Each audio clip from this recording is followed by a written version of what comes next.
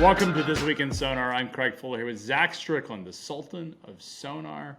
Zach, we had our Net Zero Carbon Summit as part of our virtual series. It was a real big, well-attended event. A lot of people that are actually outside of our normal audience that are interested in what's happening as transportation and supply chain intersect with the carbon or decarbonization of the world. What did you take from that? Yeah, I think it's interesting to me because, not that long ago, we really, a lot of people really discounted the impact of environmental like destruction and things like that as like, it's just a byproduct of progress.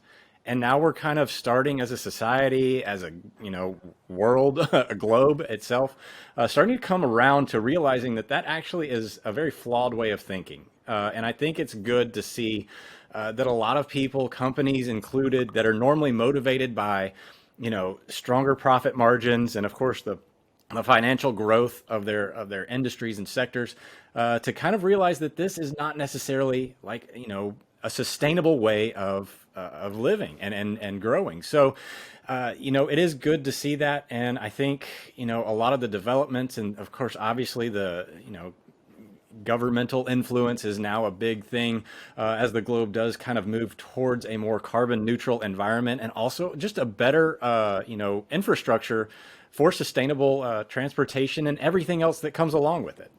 I think it's interesting because in a post-COVID world, I think people realized how little amount of control we have over nature. I think there was this sort of hubris, particularly in sort of Western societies, that we had sort of figured out how to sort of take over nature, and normal things that have historically impacted society were not something we had to deal with. But in a COVID world, we realized just how vulnerable we are as humanity. That Mother Nature is ultimately going to win out. Science, science is certainly we're subject to, and now Earth science is becoming a really hot topic. There's also this sort of shift in a younger generation, the generation that grew up, you and I are of the sort of generation right before the millennials, but the millennials grew up and younger grew up where environmental science was important. And now these folks are making decisions, not only as consumers, but also in running businesses. And they have a lot of control and say over big budgets. So they're putting pressure on companies to make more sustainable decisions. You also have this other element, which is ESG, which our banks are saying, hey, we're not going to invest or lend money to companies that are not moving towards these ESG goals or implementing ESG inside their organization. And then last, if everything else outside the market doesn't matter, the government is sort of this, coming in and saying, we are going to put regulations on you. And whether it's the, state governments like California, the federal government in the US, or places like in Europe and Asia, they're also sort of forcing it on it.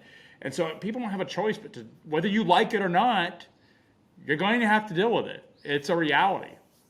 Exactly. So, I mean, and also I think the idea here is that it costs you more money in the long run if you don't choose to move in this direction. It's not just about, doing what's right for the environment, but also as a business, if you want that business to be in place years from now, it doesn't make sense for you to continue to produce, stuff that's going to basically kill us, or Yeah. make our lives harder and more, detrimental to our infrastructure. Well, especially if you have kids, you're more worried about your kids and your grandkids. And just, I think we have we're fortunate to live in the United States where we're able to do really well.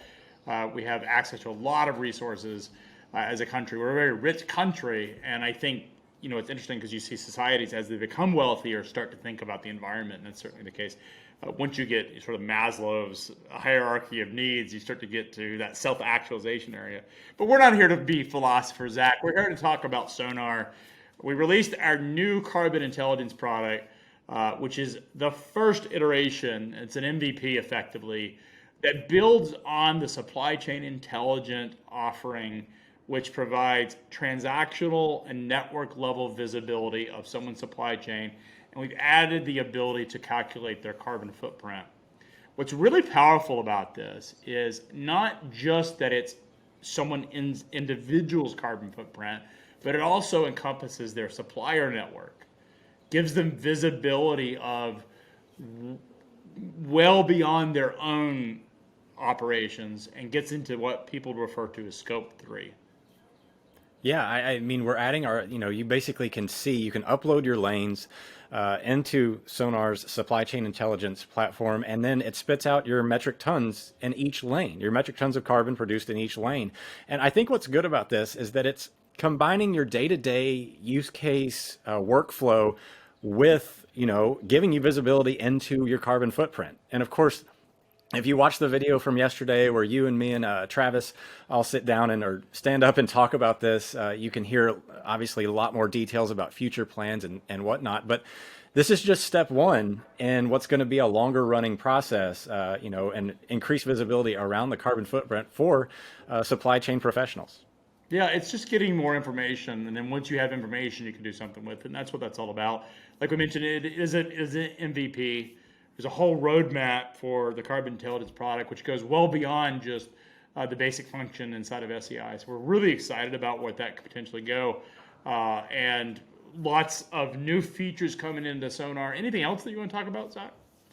No, I think that it's obviously we are in a fast-paced, fast-moving world with SCI. We've got a few other things coming up here over the next few weeks that I'm really excited about. That obviously some improvements and whatnot, but this carbon platform thing, has such a huge potential. I think a lot of people aren't necessarily super aware with what this is going to look like or mean, 1, 2, 3 years down the road as, you know, the supply chains become more, focused on carbon neutral. And of course, the globe itself does that as well.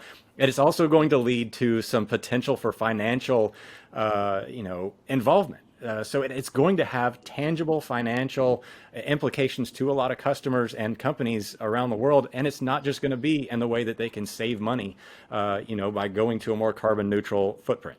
No, there's going to be definitely some government regulation that's going to penalize people.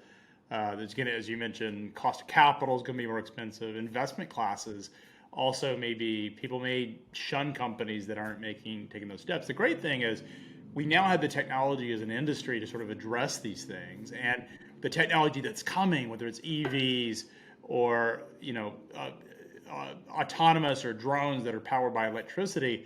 There's a lot more options on how companies can address it, and this is all about transparency that we're doing here at FreightWaves. And I'm quite excited to be a part of it. Whether you like it or not, it's coming. It's either the market or the regulators are going to bring it to you. So it's a great time to get on board and provide something that can help you address your carbon emissions. So Zach, appreciate it. Have a great weekend. Unfortunately, I'm not a baseball guy, so I don't have any perspective on sports as it relates to right now. I started to realize that college football is still just 5 months out. So I'm really pumped to get back to a normal football season.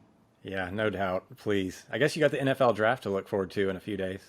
I'm not an NFL guy. I'm college football and basketball with my Baylor Bears now. Now you are. All right. Well, take care, Zach, and thank you for tuning in.